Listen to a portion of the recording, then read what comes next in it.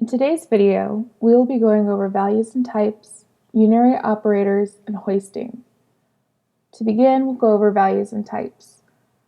So the first type we'll go over is numbers. In JavaScript, numbers can be written with or without decimals.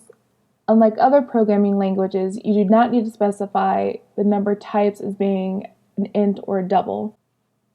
The JavaScript numbers can also be written in scientific notation. So a couple examples would be like var a equals 5, or you could also do var b is equal to 2.5.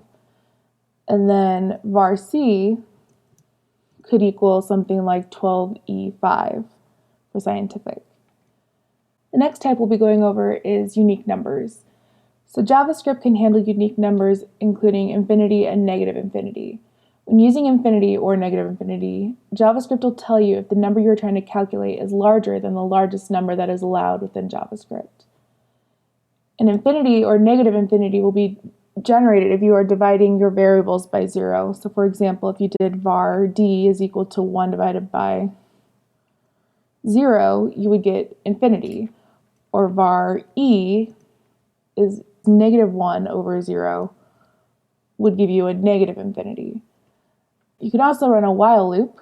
So say you created a variable f and made it equal 0. And then you can run a while and do f, well, it doesn't equal f, or infinity. Then you'll do f equals f plus f. So with this while loop, it is running f and it is adding to itself each time it runs through until it reaches infinity. The next type we'll be going over is NaN, which stands for not a number.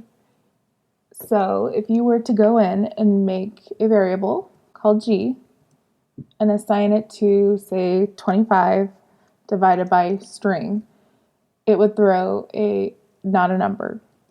However, if you did var g is equal to 25 divided by 24, or 25, you would receive 625 because it can convert the string into a number. In JavaScript, you can use the function isNaN, and this will check and see if the value that you're working with is in fact a number. So for example, if I were to run isNaN on variable g, it would throw a false because 625 is in fact a number. So the last type we'll go over is strings. Strings can be declared using either single quotes or double quotes or backticks. Strings are typically used to store and manipulate text. Using backticks are useful when storing strings because they can be used later on. So for example, if I did var my name is equal to Lauren, I can then go on to use my name is, and then call the variable my name. And that'll print my name is, and then it'll insert Lauren. In this next section, we're going to go over unary operators. The first operator we're actually going to go over is the typeOf operator, which is used to return a string that is used to then show what the data type of the operand is. So the typeOf operator will return either an object or a Boolean, function, number, string, or undefined. So for example, if I did a type of null, this will return an object. If I did type of 4 is greater than 2, it would be a Boolean. A type of 1 plus 2 would be a number. Type of Lauren would be a string. And then a type of just text would then be undefined. So I'm going to do these next two kind of together, which would be the Unary Plus and Minus. So Unary Plus can be used to convert numbers, booleans, and nulls to form strings back into numbers. However, an operand can't be converted into a number. The plus operator will return not a number. A Unary Minus can convert non-numbers into numbers just as the Unary Plus, but it also subtracts the data. So if I did A equals plus 2, I would get 2. If I did B is equal to plus true, I would get a 1. However, if I did plus false, I would get a 0. If I did C is equal to negative 2, I would get 2. And if I did D is equal to negative 2, then I would receive the number negative 2. This also works with using negative true and false. So if I did E is equal to negative true, I would get a negative 1. And if I did an F is equal to negative false, I would get a negative 0. This next part we'll be going over logical not and double logical notation. So the logical not operator is an exclamation point, which converts the operand into its Boolean equivalent. It then checks if that Boolean does not equal true. So in other words, does the Boolean equal false? So if I put I is equal to exclamation point true, it would display false. Or if I did J is equal to exclamation point 50, it would also give you false. If I did K is equal to exclamation point false, I would receive a true. And the same can be said if I used it as exclamation point not a number or exclamation point 0. So the double logical notation, which is 2 exclamation points, forces the conversion of any value to the corresponding Boolean primitive. So if I did I is equal to exclamation point true, I would get true. And the same can be for false. So if I did exclamation point false, I would then get false. Next we'll go over increment versus decrement. So the increment operator adds 1 to its operand.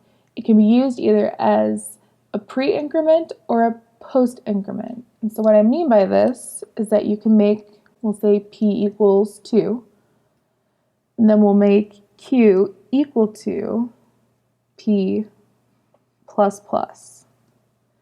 In this situation, Q would be equal to 2 and P would be equal to 3.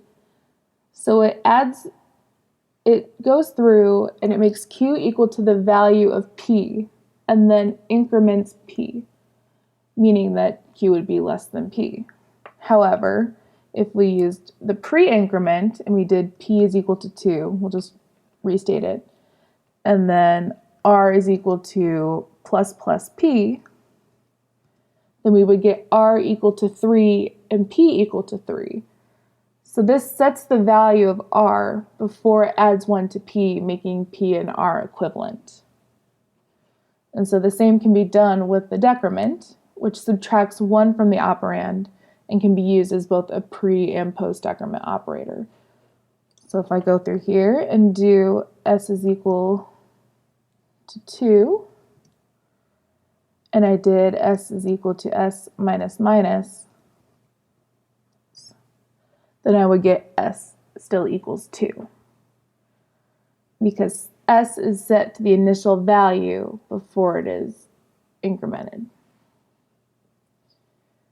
If I did S is equal to 2 again, and then I did S is equal to S, or minus S, I would get S is equal to 1, because the S is set to the value after. So the last operand that we're going to go over is the delete operator. So this removes a specific property of an object or an index of an array.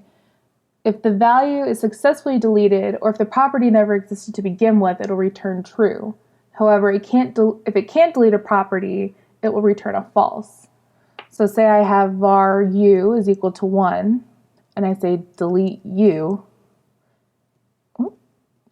it will return a false because it can't delete variables. However, if I did var v is equal to, we'll say array1, a, and 2, b, and then I say delete v1, this will delete both A and position 1, which means you can then input something else into that area, or if you went to print it, it would just show to B. This can also be done using dot notation, so you can do var v is equal to first A or second B, and then you can do a delete v dot first. This will do the same thing. It'll remove that first index of A and it'll just leave the second part B. Alternatively, I could also do something like delete ABC, which is something that I haven't created, but it'll return true because it's not there, so there's nothing to delete. It's already deleted in a sense. All right, so for our last topic, we'll be going over hoisting. So hoisting is the default behavior of moving declarations to the top of the current script or function. This means that variables can be used before they're even declared. However, JavaScript does not hoist initializations. However, it is recommended to declare the variables at the top of your script just to avoid bugs and errors, but it is still possible. If I were to do A is equal to 1, you are assigning A to 1, but you are not declaring it. Meaning I could then go down here and say var A, and then I'm declaring it. I could have something in between there, I could leave it on its own, but it's always recommended to do your declaring first and then assigning it.